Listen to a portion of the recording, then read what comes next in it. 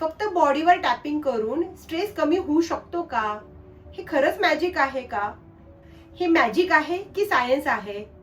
Actually EFT tapping मध्ये science आणि energy हे दोन्ही एकत्रपणे काम करतात. तर चला तर मग आज हे कोड उलगडूया. नमस्कार, मी विशाखा. प्रॉफिट व्हायब्रेशन चॅनल मध्ये पुन्हा एकदा तुमचं स्वागत आहे. तर आपण आज बघणार आहोत की ईएफटी नेमकं कसं काम करतं. तर आपण ह्याला दोन भाग मध्ये विभागूया. पहिला पार्ट जो असेल तो असेल सायंटिफिक पार्ट. तुम्ही ईएफटी तर समजून घेतलेलेच आहे की आपण एखाद्या विशिष्ट भागावर जेव्हा टॅप करतो तेव्हा एनर्जी तिथे फ्लो होते आणि जो लो व्हायब्रेशन कुठलाही इमोशन असेल ती रिलीज व्हायला मदत होते. आता ह्याचं आपण वर्किंग कसं होतं हे समजून घेऊया. तर पहिला पार्ट आपण काय समजून घेऊया की ह्याच्या मागचं सायन्स काय आहे. जेव्हा आपण स्ट्रेस फिअर किंवा अँझायटी ह्या इमोशन्स फील करतो तेव्हा होतं काय की ब्रेन मधला जो आपला अॅमिग्डाला पार्ट जो असतो तो ऍक्टिव्हेट होतो. हा पार्ट काय करतो, बॉडीला सिग्नल देतो की डेंजर झोन मध्ये एंटर करत आहोत. बेसिकली 3F, फाईट मोड, फ्लाईट मोड आणि फ्रीज मोड, हे जे तिन्ही मोड आहेत ते ऍक्टिव्हेट होतात आणि ब्रेनला अलर्ट सिग्नल जातं.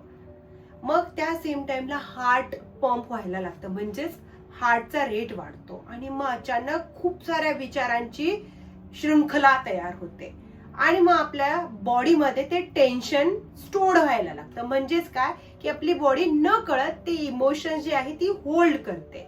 ईएफटी मध्ये नेमकं काय होतं, जेव्हा आपण हे टॅपिंग करायला सुरू करतो तेव्हा बॉडीला कामिंग सिग्नल जायला मदत होते.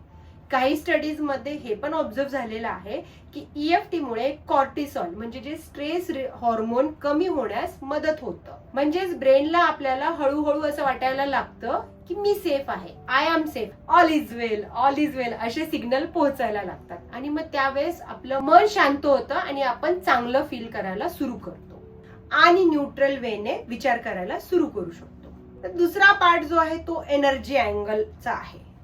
म्हणजेच काय की आता एनर्जी साइड आपण एक समजून घेऊया. एन्शियंट चायनीज मेडिसिन नुसार आपल्या बॉडीमध्ये जे एनर्जी पाथवेज आहेत म्हणजे जे मेरिडियन्स असतात, जेव्हा इमोशन ह्या मेरिडियन्स पॉइंटवर स्टक होते तेव्हा एनर्जी फ्लो हा डिस्टर्ब होतो आणि मग ईएफटी टॅपिंगद्वारे ह्या ज्या ब्लॉक्ड एनर्जीज आहेत त्याला रिलीज करायला मदत करतं. म्हणूनच तुम्ही कधी पाहिलं असेल जेव्हा ईएफटी ऍक्च्युअली टॅपिंगचे सेशन्स असतात ना तेव्हा माझं स्वतःचा पर्सनल एक्सपिरियन्स असा आहे की मला खूप सारं बर्पिंग म्हणजे ढेकर येणं किंवा यॉर्निंग होणं, म्हणजेच काय दिवसभराचा जो स्ट्रेस असतो ना तो रिलीज व्हायला सुरू होतं. म्हणजेच त्या टाइमला आपल्याला हे पण रिअलाइज व्हायला लागतं की हा, ही ईएफटी टॅपिंग ऍक्च्युअली काम करायला सुरुवात केलेली आहे. आपल्याला बॉडी हलकी होते, म्हणजे एकदम लाईट वेट फील होतं. मग आपले इमोशन्स जे एकदम दिवसभराचे जे काही लो इमोशन्स असतील ना ते पण रिलीज होऊन जातात आणि एकदम असं पीसफुल एखाद्या स्टेटमध्ये जातो ना ती वाली फिलिंग येते. कारण की काय होतं, ही जे स्टोर्ड इमोशन्स आहेत ते ऑटोमॅटिकली रोजच्या बेसिसवर ते ईएफटी टॅपिंग रिलीज करत असतं. आपण अनेकदा न कळत इमोशनल सप्रेस करतो, म्हणजेच काय दाबून ठेवतो, नको ते इमोशन्सला इतकं दाबून ठेवतो आणि आपण वरती असं दाखवतो मी तर खूप व्यवस्थित आहे, मी तर आय एम ऑल ओके, अशा टाइपचे आपण दर्शवतो. पण ऍक्च्युली काय, बॉडी त्यांना ते इमोशन्सला स्टोअर करून घेत असते आणि मग ईएफटी टॅपिंग करताना आपण तेच इमोशनल आयडेंटिफाय करतो आणि त्यांना जज न करता पूर्णपणे ऍक्सेप्ट करतो आणि मग आपण एक सेफ स्पेस तयार करतो. मला सांगा की तुम्हाला असं कधी विचार आला असेल ना किंवा तुम्हाला असं वाटत असेल की मेडिटेशन आणि ईएफटी हे काही वेगळे आहेत का? कारण की तुम्हाला बेनिफिट्स तर सेमच दिसत आहेत.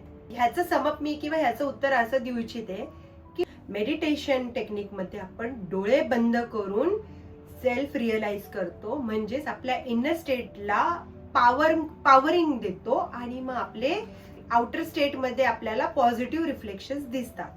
ईएफटी मध्ये आपण डोळे उघडे ठेवून सिंपल टॅपिंग द्वारे तोच इफेक्ट आपण इकडे क्रिएट करू शकतो. सहजासहजी दिवसभरामध्ये जेव्हा जेव्हा तुम्हाला एखादं इमोशन लो व्हायब्रेशनचं आयडेंटिफाय होत आहे, तुम्ही अवेअर होत आहेत आणि मग तुम्ही टॅप करतायत आणि तेच इमोशन जर रिलीज करतायत, तर हे दिवसांदिवस तुम्ही रुटीन मॅनरमध्ये जेव्हा करत जाल तेव्हा इव्हेंच्युअली ही हिलिंग टेक्निक सुद्धा तुम्हाला तेवढंच इम्पॅक्टफुल बदल घडून देणार आहे.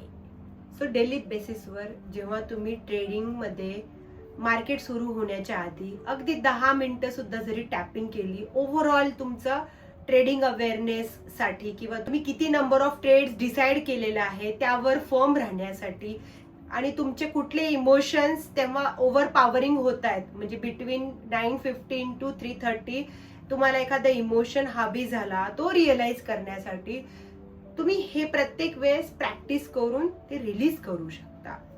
आणि त्यामुळेच मी बोलेल की ही EFT खूप जास्त पॉवरफुल टेक्निक आहे रोजच्या बेसिसवर ट्रेडिंग मध्ये तुम्हाला वेगवेगळ्या इमोशन्स रिलीज करून देण्यासाठी आणि तुमची ट्रेडिंग सायकोलॉजी इव्हेंच्युअली मजबूत होण्यासाठी.